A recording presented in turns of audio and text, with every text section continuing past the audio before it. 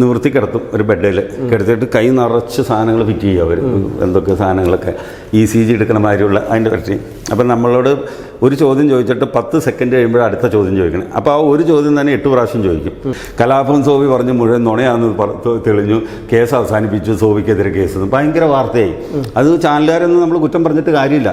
ആ സമയത്ത് ഈ കൊല്ലം സൈഡിൽ നിന്ന് ഒരു വെള്ള ഇന്നോവ അവിടെ വന്നു. അതിൻ്റെ അകത്തുനിന്ന് ഒരു ഫുൾ സ്ലീവ് ഇട്ട ഒരാളും കതറിട്ട ഒരാളും കൂടെ ഇറങ്ങി, ജെന്റിൽമാന്മാരെ പോലെയുള്ള ഇറങ്ങി. ഇവരായിട്ട് എന്തോ വർത്തമാനം പറഞ്ഞു. ഒരു 3 അല്ലെങ്കിൽ 4 മിനിറ്റ് കൂടുതൽ അവർ നിന്നിട്ടില്ല. 2-3 ദിവസം മുമ്പ് വാർത്ത തന്നെ നിന്നെ 30 ദിവസത്തിനുള്ളിൽ ചെതയിൽ വെക്കണം. ആരാ പറഞ്ഞത്? ഈ പോസ്റ്റ്മോർട്ടത്തിൽ 23 ഒടിവുകളാണ്, മാരകമായ ഒടിവുകളാണ് പുള്ളിയുടെ മരണകാരണമെന്ന് എഴുതേണ്ട. അതിൽ 8 ഒടിവുകൾ ഈ അപകടം കൊണ്ട് ഉണ്ടായതല്ലാന്ന് കൃത്യമായിട്ട് ഹോം സർട്ടിഫിക്കറ്റിലുണ്ട്. ബാലഭാസ്കറിന്റെ മരണത്തിന് ശേഷം അദ്ദേഹത്തിന്റെ കുടുംബവും മാതാപിതാക്കളുമായി പോലും ബന്ധപ്പെട്ടിട്ടില്ല എന്ന് പറയുമ്പോൾ ഒന്നുകിൽ അവരാരെയോ ഭയപ്പെടുന്നു. ഒരുപാട് വേട്ടയാടപ്പെട്ടു. നമ്മൾ വിചാരിക്കാത്ത കാര്യങ്ങളൊക്കെ കുറിച്ചാണ് നമ്മളെക്കുറിച്ചൊക്കെ പറയുന്നത്. നമസ്കാരം. 2018 സെപ്റ്റംബർ 25-നാണ് തിരുവനന്തപുരം പള്ളിപ്പുറത്ത് വെച്ച് ഒരു വാഹനാപകടം നടന്നത്. പുലർച്ചെ നടന്ന ആ അപകടത്തിൽ വയലിനിസ്റ്റ് ബാലഭാസ്കർ മരണപ്പെട്ടു. ഈ സംഭവത്തിന് ഒരു ദൃക്സാക്ഷി ഉണ്ടായിരുന്നു, കലാഭവൻ സോബി ജോർജ്. അദ്ദേഹം അന്ന് മൊഴി നൽകിയിരുന്നു. ബാലഭാസ്കർ ഈ അപകടം നടക്കുന്നതിന് മുൻപ് ആക്രമണത്തിന് ഇരയായിരുന്നു മറ്റും. പക്ഷെ പിന്നീട് കേട്ടത് നമുക്കത്ര വിശ്വാസയോഗ്യമായ കാര്യങ്ങളൊന്നും ആയിരുന്നില്ല. എന്നാൽ 6 വർഷങ്ങൾക്കിപ്പുറം സോബി ജോർജ് പറഞ്ഞത് വാസ്തവമാണെന്നുള്ള വാർത്തകളാണ് പുറത്ത് വന്നുകൊണ്ടിരിക്കുന്നത്. സോബി, ഒരുപാട് ക്ഷീണമുണ്ട് മുഖത്ത്. യാത്ര ചെയ്ത് വന്നതുകൊണ്ടായിരിക്കും തോന്നുന്നു.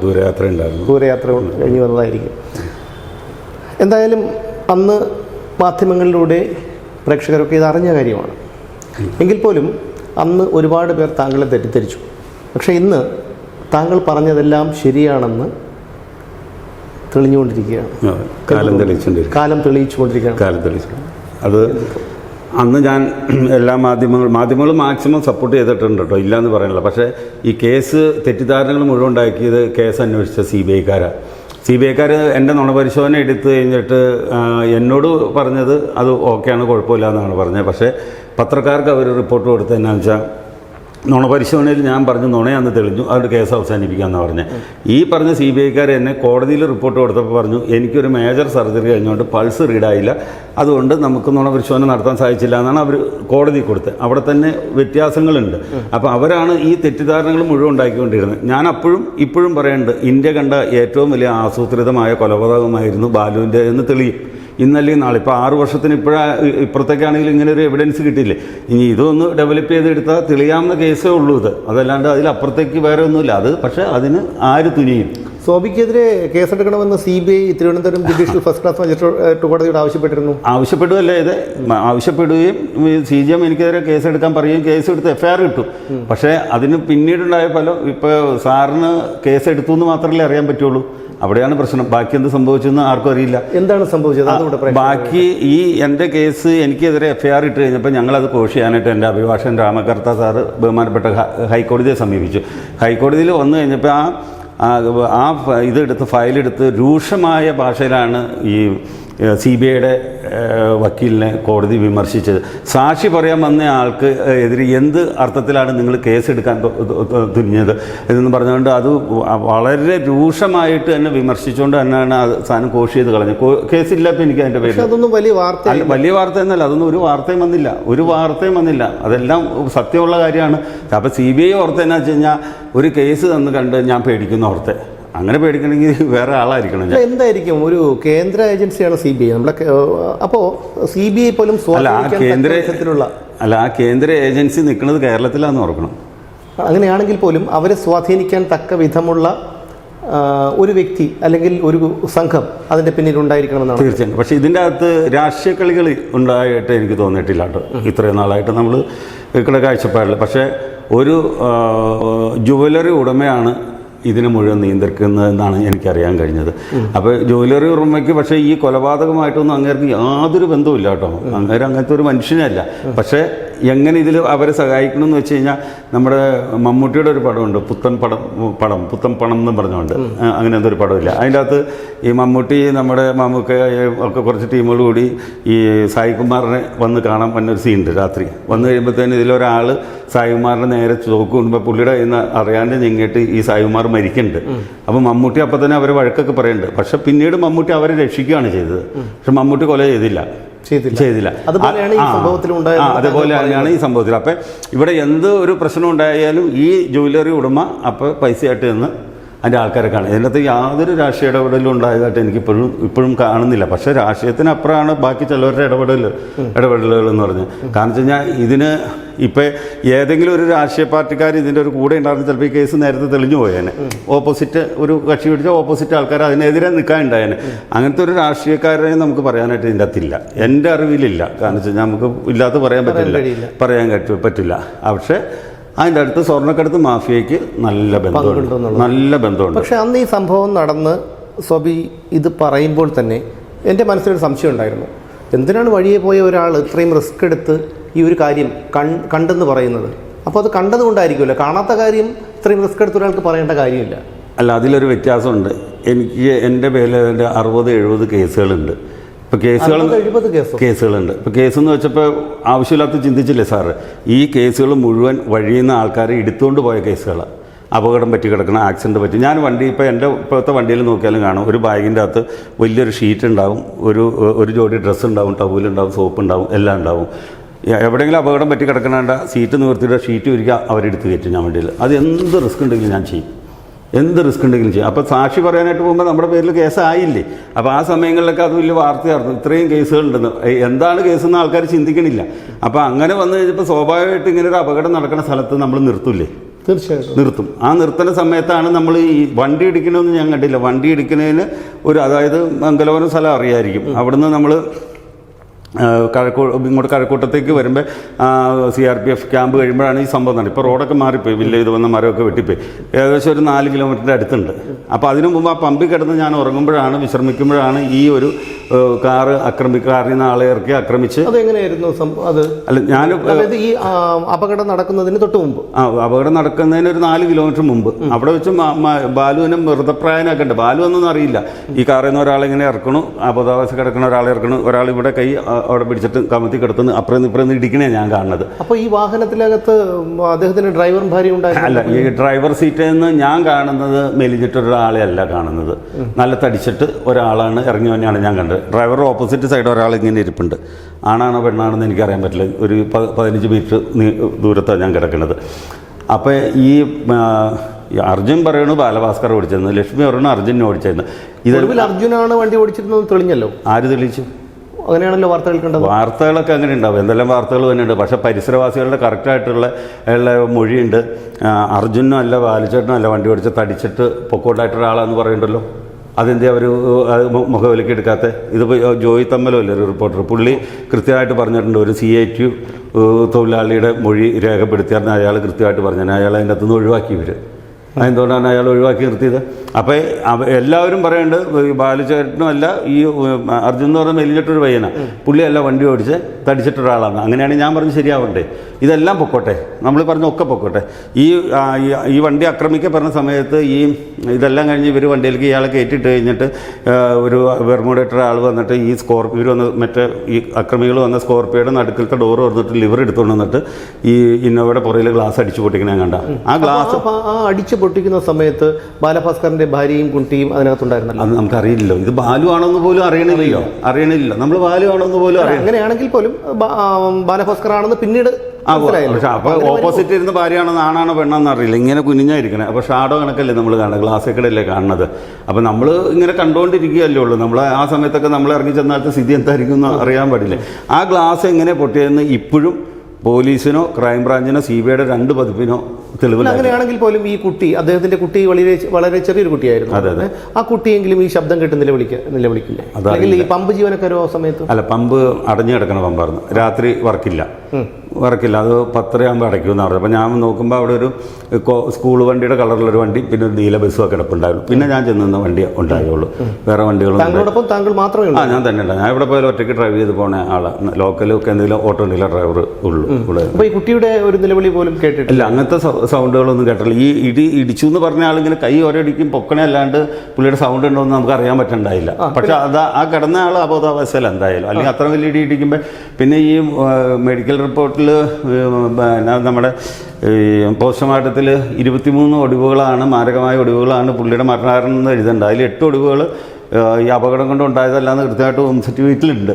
അപ്പോൾ അവർ പറഞ്ഞ സർജിക്കൽ മുറിവുകളായിരിക്കും എന്ന്. കാരണം ഒത്തിരി ഓപ്പറേഷൻസ് ഒക്കെ നടന്നില്ലേ, അതിൻ്റെ മുറിവുകളായിരിക്കും എന്നാണ് അവർ പറയണത്. അപ്പം നമ്മൾ കേൾക്കാനേ പറ്റുള്ളൂ, നമുക്ക് വേറെ ഒന്നും പറയാൻ പറ്റില്ല.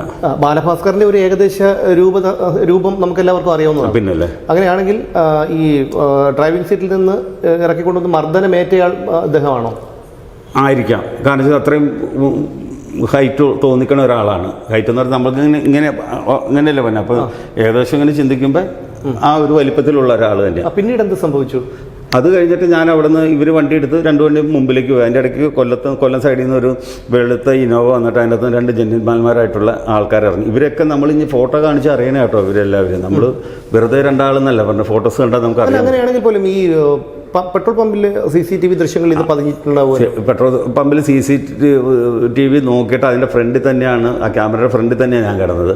പക്ഷേ ഇവർ പറഞ്ഞ അവിടെ ക്യാമറ ഇല്ലായിരുന്നു എന്ന് പറഞ്ഞത്. എന്നെ മൊഴി എടുക്കാൻ ചെന്നപ്പോൾ അപ്പോൾ പരിസരവാസിയായിട്ടുള്ള ഒരാൾ എൻ്റെ പുറകിൽ വന്നിട്ട് പറഞ്ഞു, ചേട്ടാ ക്യാമറ കഴിഞ്ഞ ആഴ്ച കണ്ട് അഴിച്ച് കളഞ്ഞാൽ എൻ്റെ പുറകിൽ ചെന്ന് നോക്കിയാൽ വയറ് കിടപ്പുണ്ടെന്ന് പറഞ്ഞു. അപ്പോൾ ഞാൻ അനന്തകൃഷ്ണൻ സാറിൻ്റെ അടുത്ത് പറഞ്ഞു, സാറ് ഇങ്ങനെ ഒരു ഉണ്ട് പുറകിൽ. അപ്പോൾ പുള്ളി പറഞ്ഞു ഇവിടെ CCTV ഉണ്ടായിരുന്നു, ഞങ്ങൾ സ്ഥിരീകരിച്ചിട്ടുണ്ടെന്നാണ് എന്നോട് പറഞ്ഞത്. പിന്നെ എന്താ സംഭവിച്ചെന്ന് ഇവർ CBIക്ക് നമ്മളൊരു കാര്യം നമ്മൾ പറഞ്ഞു കഴിയുമ്പോഴത്തേനും അവർ നമ്മൾ ചോദിക്കണ നമ്മുടെ ഒരു സംശയം പറഞ്ഞില്ലേ, അതിന് മറുപടി നമുക്ക് തരണ്ടേ ഇവർ. അതങ്ങനെ ആയി അല്ലെങ്കിൽ ഇല്ല എന്ന് പറഞ്ഞു. ഈ ഒരു മറുപടി അവരുടെ ഭാഗത്തുനിന്ന് ഉണ്ടായിട്ടില്ല. അതുമാതിരി തന്നെ ഈ 2ാം പതിപ്പ് വന്നതിന് മുമ്പ് നമ്മുടെ ഇവിടുന്ന് നമ്മുടെ കൊടകര വെച്ചിട്ട് ഒരാൾ എന്നോട് പറഞ്ഞ ഈ 2018 സെപ്റ്റംബർ 24 രാത്രി 10-നും 11-നും ഇടയ്ക്ക് 10:30-നും 11-നും ഇടയ്ക്ക് കൊടകര ഫ്ലൈ ഓവറിൻ്റെ താഴെ വെച്ചിട്ട് ബാലിച്ചേട്ടൻ്റെ വണ്ടിയിലേക്ക് സ്വർണ്ണം കയറിയിട്ടുണ്ടെന്നാണ് പറയുന്നത്. അത് കറക്റ്റായിട്ട് ഇതിന്റെ തലേദിവസം, അതായത് ഇവര് 24-നല്ലേ തൃശ്ശൂരിൽ നിന്ന് പുറപ്പെടുന്നത്, അന്ന് രാത്രി. അപ്പോൾ അവിടുന്ന് തൃശ്ശൂരിൽ നിന്ന് കൊടകരയ്ക്ക് ഒരു 1/4 മണിക്കൂർ കൊണ്ട് വരാവുന്ന ദൂരമുള്ളൂ. അപ്പോൾ ഈ പറഞ്ഞ സമയം വെച്ചാൽ ശരിയാണ്. അപ്പോൾ അന്നേരം പറയേണ്ടത് ബാലുചേട്ടൻ അതിനെ എതിർത്തു എന്നാണ് ഇയാൾ എന്നോട് പറഞ്ഞത്. അതായത് സ്വർണം കയറ്റുന്നതിൽ ബാലു എതിർപ്പുണ്ടായിരുന്നു. അപ്പോൾ ബാലുവിൻ്റെ ഭാര്യയാണ് അത് പറഞ്ഞിട്ട് സാധനം കയറ്റിയെന്നാണ് പറഞ്ഞത്. ഇതേമാതിരി തന്നെ ആ പറഞ്ഞ ആളുടെ പേര് ഉൾപ്പെടെ ഞാൻ CBIക്ക് കൊടുത്തിട്ടുണ്ടായി. അവരതിനെക്കുറിച്ച് ഒരു അക്ഷരം വേണ്ടിയിട്ടില്ല. ഒന്നല്ലെങ്കിൽ അവർ അന്വേഷിച്ചു, അതിൻ്റെ അകത്ത് കഴമ്പില്ല, അല്ലെങ്കിൽ അന്വേഷിച്ചപ്പോൾ അയാൾ ഇങ്ങനെ പറഞ്ഞിട്ടില്ല എന്ന് പറഞ്ഞെങ്കിൽ എന്നെ വിളിച്ചിട്ട് ചോദിക്കണ്ടേ. അതുണ്ടായില്ല. അതും ഉണ്ടായില്ല, ഒന്നും ഉണ്ടായില്ല. അതിനെക്കുറിച്ച് ഫർദർ എന്നാ സംഭവിച്ചെന്ന് നമുക്കറിയാൻ പാടില്ല. അപ്പോൾ ബാലഭാസ്കർ കേസ് നമ്മൾ എവിടെ തൊട്ടാലും അതിലൊക്കെ ദുരൂഹതയാണ്. അത് മുഴുവൻ ദുരൂഹ. ഒരെണ്ണം കഴിഞ്ഞ് കഴിഞ്ഞാൽ അടുത്തയിലേക്കാണ് പോണത്. അടുത്തയിലേക്ക് ഇപ്പം എന്തായാലും 6 വർഷം. ഇപ്പം ഞാൻ ഇന്ന് 47-ാമത്തെ പ്രാവശ്യമാണ് ഈ ബാലഭാസ്കർ കേസിനായിട്ട് തിരുവനന്തപുരത്തേക്ക് തന്നെ. 47-ാമത്തെ തവണയാണ് ഇന്ന് തന്നെ. ഒന്ന് ആലോചിച്ച് കണ്ട ഒരു കാര്യം. ഇപ്പം എന്നെ എപ്പോൾ ഏത് ഉദ്യോഗസ്ഥരെ വിളിച്ചാലും രാത്രി ചിലപ്പോൾ 10 മണിക്കായിരിക്കും വിളിക്കുന്നത്. സോബി നാളെ ഫ്രീ ആണോ, നമ്മുടെ മേലുദ്യോഗസ്ഥൻ വന്നുണ്ട്, ഒന്ന് തിരുവനന്തപുരം വരെ വന്നെന്ന് പറയുമ്പോൾ അപ്പം തന്നെ കയറി വണ്ടി ഷാർട്ടാക്കി പോരുക. ഞാൻ എൻ്റെ ഒരു കാരണം കൊണ്ട് ഇന്നേ വരെ നടന്നിട്ട് ഒരു ഇതുണ്ടായില്ല. അപ്പം ഞാൻ ചോദിക്കണമെന്ന് വെച്ചാൽ എന്നെ ബ്രെയിൻ മാപ്പ് ചെയ്യാൻ എന്താണ് ഇവർക്കൊരു തടസ്സം? അവിടേക്ക് വരാം നമുക്ക്. അതിനു മുമ്പ് ഈ മർദ്ദിച്ചല്ലോ, ആ മർദ്ദിച്ചതിൻ്റെ അവിടെ ഒന്ന് നമുക്കൊന്ന് ക്ലിയർ ചെയ്യാമോ? ബാലഭാസ്കറിനെ മർദ്ദിച്ചു അല്ല, ഈ പറയുന്ന വാഹനത്തിൽ നിന്നിറങ്ങിയ ആളിനെ മർദ്ദിച്ചത് താങ്കൾ കണ്ടു? ആ കണ്ട സമയത്ത് പിന്നീട് നടന്നത് എന്തായിരുന്നു? പിന്നീട് ഇദ്ദേഹത്തെ വണ്ടിയിലേക്ക് എന്നെ കയറ്റി വെച്ച് ഡോർ അടയ്ക്കണം. ഡ്രൈവിംഗ് സീറ്റിലോട്ടോ അല്ല, പുറകിലത്തെ സീറ്റിലേക്ക്. ആ സമയത്ത് ഈ കൊല്ലം സൈഡിൽ നിന്ന് ഒരു വെള്ള ഇന്നോവ അവിടെ വന്നു. അതിൻ്റെ അകത്തുനിന്ന് ഒരു ഫുൾ സ്ലീവ് ഇട്ട ഒരാളും കതറിട്ട ഒരാളും കൂടെ ഇറങ്ങി, ജെന്റിൽമാന്മാരെ പോലെയുള്ള ഇറങ്ങി. ഇവരായിട്ട് എന്തോ വർത്താനം പറഞ്ഞു. ഒരു 3 അല്ലെങ്കിൽ 4 മിനിറ്റ് കൂടുതൽ അവർ നിന്നിട്ടില്ല. അതായത് അവരും ഈ സംഘത്തിലുള്ളവരാണെന്ന് ആയിരിക്കും. അതുകൊണ്ടായിരിക്കും ഇവരോട് വർത്താനം പറഞ്ഞു. ഈ വണ്ടികളെല്ലാം അവിടെ കിടപ്പില്ല. അപ്പോൾ അതിനിട്ട് അവരപ്പം തന്നെ തിരിച്ചു വന്ന സൈഡിലേക്ക് തന്നെ തിരിച്ചു പോയി. എന്നിട്ടാണ് ഈ വണ്ടികളൊക്കെ എടുത്ത് ഫ്രണ്ടിലേക്ക് പോണത്. ഈ പോയി കഴിഞ്ഞപ്പോൾ ഞാൻ സൈഡിലുള്ള വാഷ്റൂമിൽ പോയിട്ട് ഫേസൊക്കെ ഒന്ന് കഴിയിട്ട് വണ്ടി എടുത്ത് ഞാൻ മുന്നോട്ടേക്ക് പോകുമ്പോൾ ഒരു വണ്ടി 2 ഡബിൾ ഇൻഡിക്കേറ്റർ ഇട്ട് ഞെക്കി പിടിച്ച് ഓണം കൊണ്ട് പോകുന്നുണ്ട്. കൊല്ലം സൈഡിലേക്ക് പാഞ്ഞു പോകുന്നുണ്ട്. ഒരിക്കലും ആംബുലൻസ് ഈ കഴക്കൂട്ടത്തു നിന്ന് കൊല്ലത്തേക്ക് പോകില്ല, ആശുപത്രിയിലേക്ക് വരുള്ളൂ. തൊട്ടടുത്ത് ഇതല്ലേ, ഒരു കാരണവശാലും പോകില്ല. ഞെക്കി പിടിച്ചപ്പോൾ നമുക്ക് ഏതാ വണ്ടിയെന്ന് പോലും അറിയാൻ പറ്റില്ല. അപ്പോൾ ഇത്രയും ഓണടിച്ചിങ്ങനെ വന്നാണെങ്കിൽ നമ്മൾ ചുമ്മാ സ്വാഭാവികമായിട്ട് നോക്കില്ല. നോക്കുമ്പോൾ ഒരു ചുവന്ന കളറിലൊരു സാധനം പക്ഷി കണക്കാൻ പോയി. അപ്പോൾ ഏകദേശം കണ്ടിട്ട് നമ്മൾ ഊഹിക്കുന്ന ഒരു സ്വിഫ്റ്റ് ആയിരിക്കും എന്നാണ് നമ്മൾ ഊഹിക്കുന്നത്. അത്രേ നമുക്ക് പറയാൻ പറ്റുള്ളൂ. പക്ഷേ കളറ് ചുമപ്പ് വണ്ടിയാണ്. അങ്ങ് പാഞ്ഞു പോയി. അത് കഴിഞ്ഞിട്ട് ചെല്ലുമ്പോഴാണ് നമ്മൾ ഈ അപകടം കാണുന്നത്. അപ്പോൾ നമ്മുടെ ഈ ആക്രമിച്ച സാധനമൊക്കെ നമ്മുടെ മനസ്സിൽ നിന്ന് പോയി. അത് വേറെ ഇത് വേറെ. അപ്പം നമ്മൾ സ്വാഭാവികമായിട്ട് നമ്മളിങ്ങനെ വഴിയെ നിർത്തി പോകണ അപകടങ്ങൾ കണ്ട ആളെ എടുക്കുന്ന ഒരു സ്വഭാവം ഉള്ളതുകൊണ്ട് അപകടം നടത്താൻ നിർത്തുന്ന വണ്ടി നിർത്തി ഞാൻ ഡോറ് തുറന്നപ്പോഴത്തേനും വന്ന് ഡോറിൽ അടിച്ച് അസഭ്യമായിട്ട് പറഞ്ഞ് എന്നെ അവരവിടെ നിന്ന് ഓടിച്ചു. എന്നെ. അപ്പോൾ വടിവാളും കുറുകൂടിയൊക്കെ അവരുടെ കയ്യിലിപ്പുണ്ട്. ഈ റോഡിൽ വട്ടം നിൽക്കുക. ഈ വണ്ടിയാണെന്ന് തിരിച്ചറിഞ്ഞു. അല്ല, അപ്പം ഞാൻ സ്വാഭാവികമായിട്ട് നമ്മൾ അടയ്ക്കൂല, നമ്മൾ ഇറക്കണം. എടുത്തിട്ട് മുന്നോട്ട് എടുക്കുമ്പോൾ ഞാൻ സൈഡിലേക്ക് നോക്കുമ്പോൾ ഈ കാറാണ്. ആ കാറാന്ന് മനസ്സിലാവണേ എങ്ങനെയാ? ഈ പുറയിലെ ഗ്ലാസ് പൊട്ടിയിട്ടുണ്ട്. നമ്മൾ അടിച്ചു എന്ന് പറഞ്ഞില്ല. അപ്പോഴാണ് ആ വണ്ടി തന്നെയാണ് ഇതെന്ന് നമ്മൾ മനസ്സിലാക്കുക. അപ്പോൾ ആ വാഹനത്തിൽ ആരെങ്കിലും ഉള്ളതായിരുന്നു? അല്ല, അന്നേരം ഒന്നും കണ്ടില്ല. അപ്പോഴത്തേക്ക് ഞാൻ മുന്നോട്ടേക്ക് പോകുമ്പോൾ ഈ ഒരു പയ്യനും ഒരു ആളുകളുടെ സ്കൂട്ടറിൽ ഇങ്ങനെ നീങ്ങി പോകും. അയാളുടെ നിന്ന് എന്തോ ഒരു പൊതി മേടിച്ചിട്ട് ഈ പയ്യൻ ഇടത്ത് സൈഡിൽ കൂടെ ഓടിപ്പോകണം മുന്നോട്ടേക്ക്. ഇങ്ങനെ ആൾ ബൈക്കിൽ സ്റ്റാർട്ട് ചെയ്തിട്ട് തുഴഞ്ഞു പോകണം. ഇത്രയാണ് നമ്മൾ കണ്ടേക്കുന്ന സീന്. അല്ലാണ്ട് വണ്ടി ഇടിച്ചോ വേറെ എന്തും സംഭവിച്ചോ ഞാൻ കണ്ടിട്ടില്ല. അതിനുശേഷം താങ്കളിത് പോലീസിനോട് പറഞ്ഞു?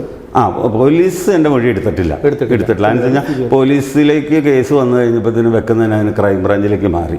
അതിൻ്റെ അകത്ത് മറ്റേ ഹരീഷൻ എന്ന് പറഞ്ഞ സാറായിരുന്നു DS. അദ്ദേഹം ഈയിടെ ആത്മഹത്യയോ എന്തോ ചെയ്തു. അത് ആത്മഹത്യയാണോ കൊലപാതകമാണോ എന്നൊന്നും അറിയില്ല. അദ്ദേഹം എനിക്ക് ഇപ്പോൾ 2 വർഷമൊക്കെ ആയിക്കാണ്. റിട്ടയർ ആയി കഴിഞ്ഞിട്ട് അദ്ദേഹമാണല്ലോ പറഞ്ഞത് ഇതൊരു സാധാരണ ബ്രാഹ്മണ പയ്യനാണ്, അവൻ അങ്ങനെ ചെയ്യില്ല എന്ന് അർജുനെ കുറിച്ച് പറഞ്ഞത് അദ്ദേഹമാണെന്ന് ചില മാധ്യമങ്ങൾ കണ്ടിരുന്നു. അദ്ദേഹം പറഞ്ഞതെന്ന് എനിക്ക് തോന്നുന്നു. നമ്പൂരി അല്ലേ, അങ്ങനെ എന്തോ അല്ലേ മാധ്യമത്തിൽ പറഞ്ഞ നമ്പൂരി പയ്യനാണ്, അതുകൊണ്ട് അങ്ങനെ ചെയ്യില്ല എന്ന്. ആ പയ്യനാണല്ലോ ഇപ്പോൾ കേസിൽ അല്ല, അങ്ങനെയൊക്കെ നമ്മൾ പറഞ്ഞിട്ട് നമ്പൂരി പയ്യൻ. അപ്പം ഈ നമ്മുടെ നമ്പൂരി പയ്യൻ എന്ന് പറഞ്ഞു കഴിഞ്ഞാൽ ഈ പരിണയം എന്ന് പറഞ്ഞ സിനിമ കണ്ടില്ലേ? പരിണയം എന്ന് പറഞ്ഞ ഹരി സാറിൻ്റെ അതിലെ മോഹിനി എന്ന് പറഞ്ഞൊരു കഥാപാത്രം ഉണ്ടല്ലോ. ആ കഥാപാത്രത്തിൻ്റെ കുടുംബത്തിൽപ്പെട്ടാണ് ഈ പയ്യൻ. അത് യഥാർത്ഥത്തിൽ നടന്ന സംഭവമാണ്. ഞാൻ ഇപ്പോൾ അതിനെക്കുറിച്ച് വിശദമായിട്ട് പറയണില്ല. ആ മോഹിനി എന്ന് പറഞ്ഞ കഥാപാത്രം അഭിനയിച്ചേക്കണത് അത്. ആ മോഹിനി എന്ന് പറഞ്ഞ കഥാപാത്രം ഒരു കുടുംബത്തിൽ ജീവിച്ചിരുന്ന ഒത്തിരി വർഷങ്ങളാണ്. അപ്പം ഈ പയ്യൻ്റെ മുത്തശ്ശിയോ അതിൻ്റെ മുത്തശ്ശിയോ ആയിരിക്കും ഈ മോഹിനി എന്ന് പറഞ്ഞ കഥാപാത്രം. അപ്പം ബാക്കി സിനിമ കണ്ടു കഴിഞ്ഞാൽ ഈ പറഞ്ഞ നമ്പൂരി കുടുംബത്തിൻ്റെ ഒരു സ്റ്റാൻഡേർഡ് എന്താണെന്ന് മനസ്സിലാവും. അപ്പം അതിന് സിനിമ കണ്ടാൽ മതി. അതേ വീട്ടുപേര് തന്നെയാണ് ആ സിനിമയിൽ കിടക്കുന്നത്. വീട്ടുപേരെന്ന് ഞാൻ ഇതിൻ്റെ അകത്ത് എടുത്ത് പറയണില്ല. അതിൻ്റെ അകത്ത് മോഹിനിയാണ് നടിയായിട്ട് അഭിനയിച്ചേക്കുന്നത്. അത് ആ പുള്ളിക്കാരത്തിയുടെ താഴ്വഴിയിലുള്ളതാണ് ഈ പറയുന്ന പയ്യൻ. അപ്പം ഈ പയ്യൻ്റെ മുത്തശ്ശിയോ മുതുമുത്തശ്ശിയായിരിക്കും ഈ മോഹിനി ആവേണ്ടത്. അപ്പം നിങ്ങൾ ആ പടം ഒന്ന് കണ്ടു കഴിയുമ്പോൾ ഈ ഏത് സാറാണ് പറഞ്ഞതെന്ന് വെച്ചാൽ ആ സാറിൻ്റെ പരിശുദ്ധിനെ നമ്മൾ മനസ്സിലാക്കിയാൽ മതി. അത് അവിടെ നിൽക്കട്ടെ, നമ്മൾ അതിലേക്ക് കിടക്കണ്ട.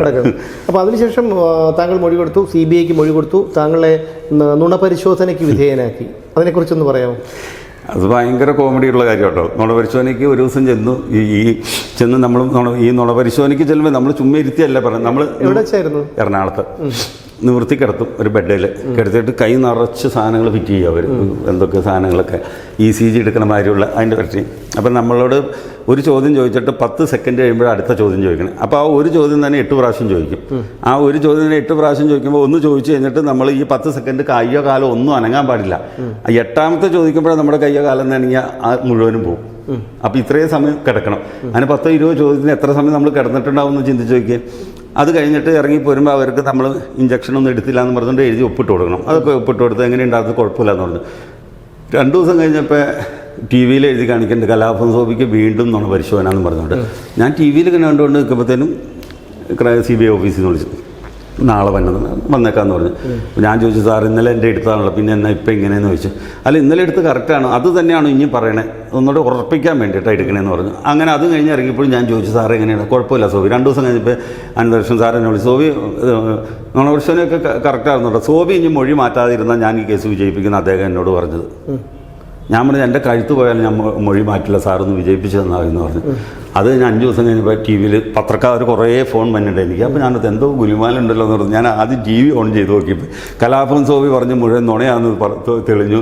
കേസ് അവസാനിപ്പിച്ചു, സോബിക്കെതിരെ കേസ്. ഭയങ്കര വാർത്തയായി. അത് ചാനലുകാരൊന്നും നമ്മൾ കുറ്റം പറഞ്ഞിട്ട് കാര്യമില്ല. നോക്കിയപ്പോൾ ഈ CBIക്കാരെ ഇവർക്ക് മൊഴി കൊടുത്തേക്കണം. സോബി പറഞ്ഞ് നുണയായിരുന്നു പറഞ്ഞാൽ അവർ വെക്കുന്ന അവസാനിപ്പിച്ചു. അത് എന്നിട്ട് ഇവർ കോടതി കൊണ്ടുപോയി കൊടുത്തേക്കുന്ന മൊഴിയിലെ റിപ്പോർട്ടിൽ എനിക്കൊരു മേജർ, അതിന് മുമ്പ് ഒരു സ്പൈനൽ കോഡിനൊരു വീഴ്ച വന്നിട്ട് സർജറി ഉണ്ടായിരുന്നു. എൻ്റെ ഒരു മേജർ സർജറി കഴിഞ്ഞുകൊണ്ട് എൻ്റെ പൾസ് റീഡായില്ല. അതുകൊണ്ട് നുണപരിശോധന നടത്താൻ സാധിച്ചില്ല എന്ന് എഴുതി കൊടുത്തേക്കണത്. അതൊന്നും പിന്നെ അതിൻ്റെ റിപ്പോർട്ട് ഇപ്പോൾ എൻ്റെ വക്കീലിൻ്റെ കയ്യിലിരിപ്പുണ്ട്, ഇവർ കൊടുത്തതിൻ്റെ റിപ്പോർട്ട്. അപ്പോൾ ഇവർ എല്ലായിടത്തും ഒരു എന്താ പറയുക, നമ്മൾ പറയില്ലേ, എന്തോ ഒരു എങ്ങും തൊടാത്ത രീതിയിൽ കേസ് അവസാനിപ്പിച്ച് കളഞ്ഞു. പിന്നെ ഒരു സാക്ഷി നമ്മളല്ലേ ഉണ്ടായിരുന്നുള്ളൂ. അപ്പോൾ അതുകൊണ്ട് അവർക്ക് വളരെ എളുപ്പമായി കാര്യങ്ങൾ. CBIയുടെ ഭാഗത്തു നിന്ന് അങ്ങനെ ഭീഷണിയോ അല്ലെങ്കിൽ വേദനമോ അങ്ങനെ എന്തെങ്കിലും ഉണ്ടായിരുന്നു? ഇല്ല, ചെല്ലുമ്പോൾ നമ്മളെ ഈ കളിയാക്കുന്ന രീതിയിൽ എന്തിനാണ് ഇതിനൊക്കെ നടക്കണമെന്നുള്ളൊരു സാധാരണ ഒരു ചോദ്യമല്ലേ അത്. പിന്നെ നമ്മൾ ആ ഇൻസൾട്ടിങ് ഒക്കെ പ്രതീക്ഷ പോയിക്കൊണ്ടിരുന്നത്. അല്ല, മാധ്യമങ്ങളിലൂടെയൊക്കെ അറിഞ്ഞത് സോബി ഒരുപാട് കേസുകളിലെ പ്രതിയാണെന്നും അല്ലെങ്കിൽ വലിയൊരു ഭീകരനെ പോലെയാണല്ലോ ചിത്രീകരിച്ചത്. അല്ല, എന്താണ് എനിക്കെതിരെയുള്ള കേസ്? സാമ്പത്തിക കേസുകളുണ്ട്, ഇല്ലയെന്ന് ഞാൻ പറയണില്ല. പക്ഷേ അത് കലാഭവനുമായിട്ട് റിലേറ്റഡ് ആയിട്ടുള്ള കേസാണ്. അപ്പം നമ്മളത് സംസാരിക്കണമെങ്കിൽ 1987 തൊട്ടുള്ള കലാഭവൻ്റെ വിദേശ പര്യടനത്തെക്കുറിച്ച് നിങ്ങൾ പഠിക്കുക. അത് കഴിഞ്ഞിട്ട് എന്നോട് സംസാരിച്ചാൽ ഞാൻ ആ കേസിൻ്റെ വിവരം പറയാം. ഞാനൊരു പീഡന കേസിലെ പ്രതിയല്ല, ഒരു അടിപിടി കേസിലെ പ്രതിയല്ല, ഒരു ഡ്രഗ്സോ മറ്റോ രാജ്യവിരുദ്ധമായ കാര്യങ്ങൾ ചെയ്തേക്കണ പ്രതിയല്ല, ഒരു പെറ്റി കേസ് പോലും എൻ്റെ കയ്യിൽ അതല്ല. ഈ സാമ്പത്തിക ഇടപാടിൻ്റെ കേസുണ്ട്, ഇല്ലാന്ന് ഞാൻ പറയില്ല. അത് എനിക്കുണ്ടെങ്കിൽ അതിൻ്റെ 100% ഉത്തരവാദിത്തം കലാഭവന് തന്നെയാണ്. അപ്പോൾ അതിന് നമുക്ക് വേറൊരു പ്ലാറ്റ്ഫോം ഇട്ട് സംസാരിക്കാമെങ്കിൽ ഞാൻ ഡീറ്റെയിൽ ആയിട്ട് പറയാം. എനിക്ക് കുഴപ്പമൊന്നുമില്ല, അത് പറയാം, മടിയില്ല. കലാഭവൻ ആവേലച്ചൻ്റെ മാനസപുത്രനായിരുന്നു. അതെ അല്ലേ? അതെ. അങ്ങനെ ഒരാൾ ഇത്തരത്തിലൊരു ഇത് ചെയ്യും എന്ന് അല്ല, അതാ ഞാൻ പറഞ്ഞത്. എനിക്കിപ്പോൾ 57 വയസ്സായി. ഈ 45 വയസ്സ് വരെ ഇന്ത്യ മഹാരാജ്യത്ത് ഒരു പെറ്റി കേസ് പോലും എൻ്റെ പേരിൽ ഉണ്ടായിട്ടില്ല. പെട്ടെന്ന് ഇത്രയും കേസ് വന്നെങ്ങനെയാണ്? പ്രത്യേകിച്ച് ബാലഭാസ്കർ കേസ് കഴിഞ്ഞ പിന്നെ കേസുകളുടെ പരമ്പരയുണ്ട്. അവിടെയാണ് ദുരൂഹത. അതായത് അതുവരെ താങ്കളെ കുറിച്ച് ആർക്കും അറിയില്ല. പക്ഷേ താങ്കൾ ഈ സംഭവവുമായി ബന്ധപ്പെട്ട് മൊഴി കൊടുത്തതിന് ശേഷമാണ് കേസുകൾ കലാഭവൻ സോബിയെ ഒരു വലിയ ഭീകരനായി ചിത്രീകരിക്കാനുള്ള ഒരു ശ്രമം പല ഭാഗങ്ങളിൽ നിന്നും നടന്നു. കാഴ്ചക്കാർക്കറിയാം. ഭീകരനായിട്ട് ഇരിക്കണം എപ്പോഴും നല്ലത്, നമുക്ക് ജീവിക്കാൻ നല്ലതാണ്. അപ്പം ശരിക്കും ഇപ്പോഴത്തെ കാലത്ത് നമ്മൾ അവനൊരു പാവാന്ന് പറഞ്ഞേക്കാളും അവനൊരു പ്രശ്നക്കാരനായിട്ടോ എന്ന് പറയുകയാണെങ്കിൽ നമുക്ക് ഈ നാട്ടിൽ ജീവിക്കാൻ ഇപ്പോൾ ഒരു യാതൊരു പ്രയാസവും ഇല്ല, ഒന്നുമില്ല. ആരും വന്ന് ചുമ്മാ പോലും മെക്കിട്ട് കയറാൻ പറ്റില്ല. അല്ലാത്തപ്പോഴാണെങ്കിൽ പ്രശ്നമാവും. നമ്മളങ്ങനെ ഒരു പേരുള്ളതുകൊണ്ടാണ് ഇപ്പോഴും ഞാൻ ജീവിച്ചിരിക്കുന്നത്. ഇപ്പോഴും ഈ രണ്ടാമത്തെ ഈ വാർത്ത, ഈ അർജുനെ അറസ്റ്റ് ചെയ്ത് കഴിഞ്ഞപ്പോഴും ഒരു 2-3 ദിവസം മുമ്പ് വാർത്ത തന്നെ, നിന്നെ 30 ദിവസത്തിനുള്ളിൽ ചെതയിൽ വെക്കണം. ആരാ പറഞ്ഞത്? ഫോൺ കോൾ തന്നെ, അൺനോൺ കോൾ വരില്ലേ, നമുക്ക് കോൾ എടുക്കാൻ പറ്റില്ല. അപ്പോൾ അതിൽ പറഞ്ഞേക്കാം 30 ദിവസം കൊണ്ട് എന്നെ ചെതയിൽ വെക്കുമെന്ന് പറഞ്ഞേക്കണേ. അപ്പോൾ വെക്കട്ടെ. ഇത് കുറേ നമ്മൾ കേട്ടിട്ടുണ്ട്. അല്ല, അതിനുശേഷം എന്താണ് സ്വാഭാവികമായിട്ടും ഇതിൽ നിന്ന് പിന്മാറാനായി വാഗ്ദാനങ്ങളോ അല്ലെങ്കിൽ ഭീഷണികളോ എന്തെങ്കിലും ഉണ്ടായി? അതുണ്ടായിട്ടുണ്ട്, വാഗ്ദാനങ്ങൾ ഉണ്ടായിട്ടുണ്ട്. ഞാൻ പറഞ്ഞു, എനിക്ക് പൈസയ്ക്ക് ആവശ്യമില്ലാത്ത ആളൊന്നുമല്ല, പൈസയ്ക്ക് അത്യാവശ്യമുള്ള ആൾ തന്നെയാണ്. പക്ഷേ ഈ പൈസ മേടിച്ചിട്ട് ഞാൻ അതിന് നിൽക്കില്ല എന്ന് പറഞ്ഞിട്ടുണ്ട്. അതെന്തായാലും ഒരിക്കലും ചെയ്യൂല, ഒരിക്കലും ചെയ്യില്ല. പിന്നെ ഭീഷണികളെ അല്ല, അത് ഭീഷണി ഇപ്പം നമുക്കൊരു തമാശയായിട്ടാണ്. ഇപ്പം ഞാൻ എന്തെങ്കിലും ഒരു അറ്റംപ്റ്റ് എനിക്കെതിരെ ഉണ്ടാവട്ടെ എന്ന് പ്രതീക്ഷ നടക്കുന്ന ആളാണ്. ഇപ്പം എനിക്കൊരു എന്നെ ആരെങ്കിലും ആക്രമിച്ചിട്ടുണ്ടെങ്കിൽ 100% ഈ കേസിന് പിന്നെ ബലം കൂടില്ലേ? അതെ. അല്ല, അത് നമ്മൾ വിചാരിക്കുന്ന തെറ്റാണ്. എന്നാൽ പോലും ഞാൻ പറയുന്നത് ഈ കേസ് തെളിയിക്കാൻ വേണ്ടിയിട്ടാണ് ഞാൻ ഈ പറഞ്ഞത്, തെളിയിക്കപ്പെടാൻ വേണ്ടിയിട്ട് ഞാൻ പറയണതാണ്. അങ്ങനെയാണെങ്കിൽ പോലും എനിക്ക് ഈ കേസ് വിജയിപ്പിക്കാനായിട്ട് പറ്റും. ഇപ്പോൾ എൻ്റെ മേത്തേക്ക് ഒരു അറ്റാക്ക് ഉണ്ടായിക്കഴിഞ്ഞാൽ എന്തായാലും 100% ജനം കാണുമല്ലേ. അപ്പോൾ അതിനൊന്നും അവർ മുതിരില്ല. ഇപ്പോൾ ഈ സമയത്തൊന്നും അതിന് മുതിരാൻ സാധ്യതയില്ല. പിന്നെ പറഞ്ഞു പോട്ടെ, നമുക്കിപ്പോൾ അതിനകത്ത് കാര്യമൊന്നുമില്ല. പക്ഷേ ഈ ഒരു ദൃക്സാക്ഷി എന്നുള്ള നിലയിൽ 6 വർഷങ്ങളായി. ഈ 6 വർഷങ്ങൾ കൊണ്ട് താങ്കൾ ഇതുമായി ബന്ധപ്പെട്ട നിരവധി പേരോട് ഇടപഴകിയിട്ടുണ്ടാകാം. താങ്കൾ ഇതേക്കുറിച്ച് പലപ്പോഴും പല കാര്യങ്ങളും ചർച്ചകൾ കേട്ടിട്ടുണ്ടാകാം. താങ്കൾ അതിൻ്റെ ഭാഗമായിട്ടുണ്ടാകാം. പക്ഷെ അങ്ങനെയൊക്കെ നോക്കുമ്പോഴും ഈ ബാലഭാസ്കറിൻ്റെ ഭാര്യ ലക്ഷ്മിയുടെ മൗനത്തിൽ ഒരു ദുരൂഹതയില്ലേ? തീർച്ചയായിട്ടും. അതിപ്പോൾ ഞാൻ പറയേണ്ട തന്നെ എല്ലാ കമൻസും നോക്കിക്കഴിഞ്ഞാൽ അറിയാമല്ലോ. അവർ അന്ന് ആദ്യമേ തന്നെ ഇത് പറയുമ്പോൾ തന്നെ അവരൊന്ന് പറഞ്ഞാൽ മതി, ഞാൻ പറഞ്ഞത് എന്തോ ദുരുദ്ദേശം വെച്ച് പറഞ്ഞാണ്, അങ്ങനെ ഒരു സംഭവം അവിടെ ഉണ്ടായിട്ടില്ല എന്ന് പറഞ്ഞാൽ തീരില്ലായിരുന്നു. ഇപ്പം നമുക്ക് പിന്നെ ഒന്നും സംസാരിക്കാനും പറ്റാണ്ടായി. ഇപ്പോൾ വണ്ടിയിലിരുന്ന ഒരാൾ പറയുകയാണ് ഇങ്ങനെ പറയാം, അയാളുടെ ഭാര്യ എന്താ പറയണത്, പിന്നെ ഞാൻ എൻ്റെ പുറകെ വെക്കേണ്ട കാര്യമില്ല, വിട്ടുകളഞ്ഞാൽ ഞാൻ സത്യം ഇത് അറിഞ്ഞിൽ പോലും നമ്മൾ വിട്ടുകളഞ്ഞാൽ. കാരണം വെച്ച് കഴിഞ്ഞാൽ അവർ പറയുന്ന കാര്യത്തിൽ നിൽക്കും. ഇനി അവർ സംസാരിച്ചിട്ട് കാര്യമില്ല. അപ്പോൾ അവർ സംസാരിക്കാത്തതിൻ്റെ കാരണം എന്നാ, ഞാൻ അരുതാത്തത് എന്തോ അവിടെ കണ്ടിട്ടുണ്ട്, അതുകൊണ്ടല്ലേ? അല്ല, അത് തന്നെയാണല്ലോ ബാലഭാസ്കറിൻ്റെ അച്ഛനും പറയുന്നത്. അച്ഛനും പറഞ്ഞത് തന്നെ. കാരണം ഇപ്പോൾ ഈ വിഷയത്തിൽ ഒരുപക്ഷെ ലക്ഷ്മി മൗനം പാലിക്കുന്നത് അവരുടെ വ്യക്തിപരമായ കാരണം കൊണ്ടായിരിക്കാം. പക്ഷേ ബാലഭാസ്കറിന്റെ മരണത്തിന് ശേഷം അദ്ദേഹത്തിന്റെ കുടുംബവും മാതാപിതാക്കളുമായി പോലും ബന്ധപ്പെട്ടിട്ടില്ല എന്ന് പറയുമ്പോൾ ഒന്നുകിൽ അവരാരെയോ ഭയപ്പെടുന്നു, അല്ലെങ്കിൽ അവരും ഇതിന്റെ എന്തെങ്കിലും ഭാഗമാക്കും. ഇത് രണ്ടല്ലേ അതിന് പറയാനുള്ള മറുപടി ഉള്ളൂ. 6 വർഷം എന്ന് പറഞ്ഞു കഴിഞ്ഞാൽ ഈ സഹതാപത്തിന്റെ കാലമൊക്കെ പോയില്ലേ? അല്ല, സഹതാപം നമുക്ക് ആദ്യ ദിവസങ്ങളിൽ തോന്നിയിരുന്നു. പിന്നീട് നമ്മളിതെല്ലാം കാണുന്നവരാണല്ലോ, നമ്മളെല്ലാവരും അല്ല, അവർ എല്ലാ മാധ്യമങ്ങളും പറയണ്ട, അവർ കോൺടാക്ട് ചെയ്യുമ്പോൾ ഫോൺ എടുക്കാനുള്ള ഫോൺ നമ്പർ മാറ്റി വീട്ടിൽ ചെന്ന് കാണാൻ നോക്കുമ്പോൾ അവർ സമ്മതിക്കണില്ല. ഈ 6 വർഷം കൊണ്ടാന്ന് ഓർക്കണം, ഇത്ര 6 വർഷം നടന്നിട്ട് ഇപ്പം ഈ അപ്ഡേഷൻ വന്നപ്പോഴും ആരൊക്കെ അവരെ സമീപിച്ചു, വീട്ടിൽ ചെന്നപ്പോൾ കാണാൻ പറ്റില്ല എന്ന് പറഞ്ഞു. അപ്പോൾ അവരെ നിയന്ത്രിക്കണ ആരാന്ന് കണ്ടെത്തി കഴിഞ്ഞാൽ ഈ കേസ് തെളിയില്ലേ? CBI പോലും ഇത്തരത്തിൽ CBI പോലും അവരെ സ്വീകരിക്കുമ്പോൾ എങ്ങനെയാണ് ഇതിന്റെ യാഥാർത്ഥ്യം തെളിയുമെന്ന് നമുക്ക് പ്രതീക്ഷിക്കാൻ കഴിയുക? കോടതി ഇന്ന് തീരുമാനം ഉണ്ടാവും, ഉറപ്പായിട്ടും ഉണ്ടാവും. അല്ലാണ്ട് എങ്ങനെ ഒരാൾ ഇദ്ദേഹത്തിൻ്റെ വണ്ടി ഓടിച്ച ഡ്രൈവർ അതേ ക്രൈം തന്നെയാണ് വന്നിരിക്കണം. അവർ കാറല്ലായിരുന്നു സ്കൂട്ടറായിരുന്നുള്ളൂ, അവർ മരിച്ചു പോയില്ല, അവരെന്താ ഭാഗ്യം കൊണ്ട് അവർ മരിച്ചു പോയില്ല. സെയിം ക്രൈം തന്നെയല്ലേ നടന്നേക്കണത്. അതിനകത്ത് ഇന്ന് സ്വർണം കൊണ്ട് ഇവർ അടിച്ചു മാറ്റിക്കൊണ്ട് പോകണം, ഇയാൾ ഇടിച്ചു വീഴ്ത്തുന്നു, ഇതെല്ലാം സെയിം തന്നെയാണ് നടക്കുന്നത്. പക്ഷെ എന്നിട്ട് പോലും അതിന് ഈ ഒരു വാർത്തയായി, അത് മാധ്യമങ്ങൾ ഉള്ളത് കൊണ്ട് ഒരു വാർത്തയായി. ഈ വാർത്തയ്ക്കപ്പുറം അതിന് പിന്നിലൊരു അന്വേഷണം ഇതുമായി ബന്ധപ്പെട്ട് നടക്കുന്നുണ്ടോ? അല്ല, അത് ഇല്ല. അതെന്ന് വെച്ചാൽ ഇപ്പം നിലവിൽ CBI രണ്ടാം പതിപ്പ് വന്നിട്ട് അത് ക്ലോസ് ചെയ്ത് കൊടുത്തേക്കുവാണ്. ഇനി അത് പുനരന്വേഷണം വേണ്ടെന്ന് പറഞ്ഞിട്ടുണ്ട്. പക്ഷെ അത് തിരുവനന്തപുരം CJM ഫയൽ സ്വീകരിച്ചു വെച്ചിട്ടുള്ളൂ.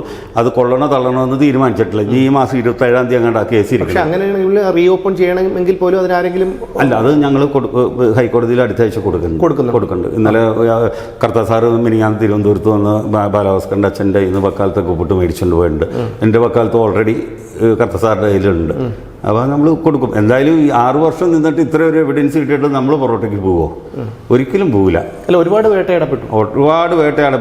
നമ്മൾ വിചാരിക്കാത്ത കാര്യങ്ങളൊക്കെ കുറിച്ചാണ് നമ്മളെക്കുറിച്ചൊക്കെ പറയണത്. ഞാൻ പിന്നെ എന്നാന്ന് വെച്ച് കഴിഞ്ഞാൽ നമ്മൾ പ്രതികരിക്കാണ്ടിരുന്നു കഴിഞ്ഞാൽ നമ്മൾ പ്രതികരിക്കാൻ പോയാൽ പിന്നെയും പ്രതികരിച്ചുകൊണ്ടിരിക്കണം. ഞാൻ മിണ്ടാണ്ടിരുന്നുള്ളൂ, അവസാനം ഇപ്പം തന്നെ വന്നില്ലേ. സത്യത്തെ ഒരുപാട് കാലം നമുക്ക് മൂടി വെക്കാൻ പറ്റില്ല. ഇപ്പം തന്നെ വന്നില്ല, ആരും പ്രതീക്ഷിക്കാണ്ട് നമ്മുടെ മുന്നിലേക്ക് വന്ന് കിട്ടി ഈ സാധനം. ഒരാളും പ്രതീക്ഷിക്കാണ്ട് മുന്നിലേക്ക് വന്ന് കിട്ടി. അപ്പം ഇനി അത് തെളിയിക്കാൻ അല്ല, അങ്ങനെയാണെങ്കിൽ പോലും താങ്കൾ പറയുന്നതനുസരിച്ച് CBIയെ പോലും വിലക്കെടുക്കാൻ കഴിയുന്ന ഒരു സ്വർണ്ണ കടയുടമയാണ് ഇതിൻ്റെ പിന്നിലെങ്കിൽ സത്യം എപ്പോഴും അല്ല, അത് ഇന്നല്ലെങ്കിൽ നാളെ വരും. ഇപ്പം ഞാൻ സാറ് പറഞ്ഞ മാതിരി തന്നെ ഈ 6 വർഷത്തിൻ്റെ ഇടയ്ക്ക് ഞാൻ ഒത്തിരി ആൾക്കാരായിട്ട് കണ്ടിട്ടുണ്ട്. ഒത്തിരി ആൾക്കാർ എൻ്റെ അടുത്ത് വന്ന് ഇൻഫർമേഷൻ തന്നിട്ടുണ്ട്.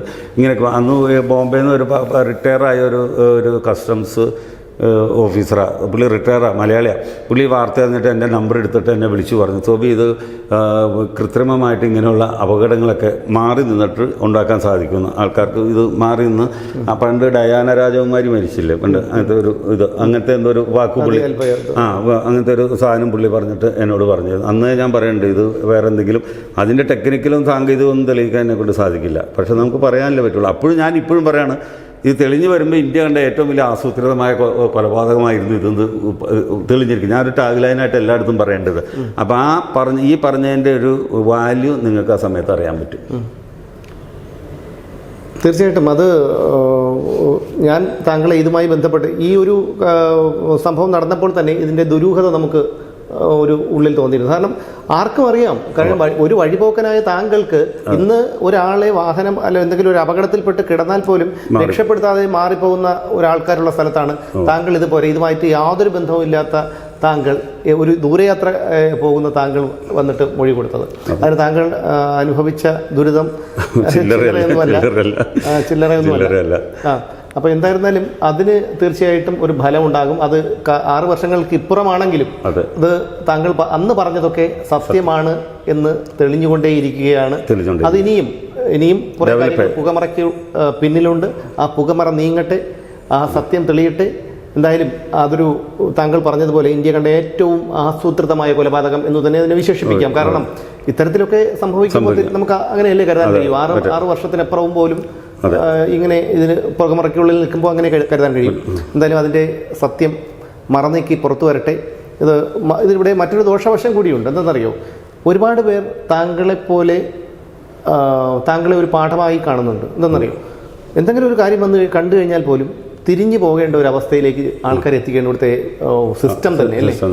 ഇനി താങ്കൾ ഒരു പക്ഷേ ഇത്തരത്തിലൊരു സമാനമായൊരു സംഭവം ഉണ്ടായാൽ സമാനം ഉണ്ടാവാതിരിക്കട്ടെ എന്ന് ഞാൻ പറയുള്ളൂ. അല്ല, ഇനി അങ്ങനെ സമാനമായ സംഭവം ഉണ്ടാവുകയാണെങ്കിൽ ഞാൻ നേരെ ഇറങ്ങി ചെല്ലും. 100% സത്യമുള്ള കാര്യം. ഈ CBI ഉദ്യോഗസ്ഥൻ എന്നോട് പറഞ്ഞു, ഞാൻ പറഞ്ഞു സാറേ ഞാൻ അവിടെ കിടന്നതിന് എല്ലാ തെളിവും ഇല്ലേ, ടവർ ലൊക്കേഷൻ ഇല്ലേ, ഒക്കെ ഉണ്ട്. സോബി പറഞ്ഞതിലൊന്നും കുഴപ്പമില്ല. പക്ഷേ എന്നാന്ന് വെച്ചാൽ സോബി കാണുന്നത് വേറൊരാൾ കണ്ടില്ല എന്ന്. നമ്മൾ എന്താ ഉദ്യോഗസ്ഥരോട് മറുപടി പറഞ്ഞു? ഞാൻ പറഞ്ഞു ഈ വെളുപ്പിന് വെളുപ്പകാലത്ത് 3:30 ഞാൻ ഒരു സാക്ഷിനെ കൊണ്ട് വന്നോന്ന് ചോദിച്ചു. അവർ പറഞ്ഞു ഉത്തരം. അപ്പം ഞാൻ അന്നേരം ചോദിച്ചു, അപ്പം ഞാനങ്ങോട്ട് ഇറങ്ങി ചെന്നാർന്ന് എനിക്കിട്ട് വലിയ വീശും കുത്തും കിട്ടിയാർന്ന് തെളിഞ്ഞാനില്ലെന്ന്. അത് ചിലപ്പോൾ തെളിഞ്ഞാനെന്ന്. അപ്പം ഇനി അദ്ദേഹം പറഞ്ഞ പാഠം അനുസരിച്ചിട്ട് ഇങ്ങനെ ഒരു അറ്റാക്ക് കാണുകയാണ്, നേരെ ഇറങ്ങിച്ചില്ല. ആൾക്കാരൊന്നും ഇല്ലാത്ത സ്ഥലത്താണെങ്കിൽ നമുക്കൊരു വെട്ട് കിട്ടിയാലും അന്വേഷിക്കില്ല, ഇത് എവിടെ നിന്നൊക്കെ അന്വേഷിക്കില്ല. അതിന് വേണ്ടിയിട്ട് നമ്മൾ ഇറങ്ങിച്ചില്ല. അങ്ങനെയാണെങ്കിൽ പോലും പറയാൻ പറ്റില്ല. ഒരു പക്ഷേ ഇതുപോലുള്ള സംഘങ്ങളാണ് പിന്നിലുണ്ടെങ്കിൽ താങ്കളാണ് ആക്രമിക്കാൻ വന്നതെന്ന് പറ്റി തീർക്കാൻ വലിയ ബുദ്ധിമുട്ടുണ്ടാവില്ല. അത് ശരിയാ, തിരിച്ചാക്കാനും പറ്റും, കുഴപ്പമില്ല. അപ്പോൾ എന്തായാലും വളരെ വേദനയുണ്ടാക്കുന്ന ഒരു സംഭവമായിരുന്നു. പണത്തിന് വേണ്ടി മനുഷ്യൻ എന്തെല്ലാം ചെയ്യുന്നു. നമ്മുടെ ബാലഭാസ്കറിൻ്റെ ആ ചിരിക്കുന്ന മുഖം ഇപ്പോഴും നമ്മുടെയൊക്കെ ഉള്ളിലുണ്ട്. ഒരു ഞെട്ടലോടുകൂടിയാണ് അന്ന് 2018 സെപ്റ്റംബർ 25 പുലർന്നത്. ഇപ്പോഴും ആ മനുഷ്യനെ ഈ TV യിലൊക്കെ കാണുമ്പോൾ വല്ലാത്തൊരു വിങ്ങലാണ് മനസ്സിലുണ്ടാകുന്നത്.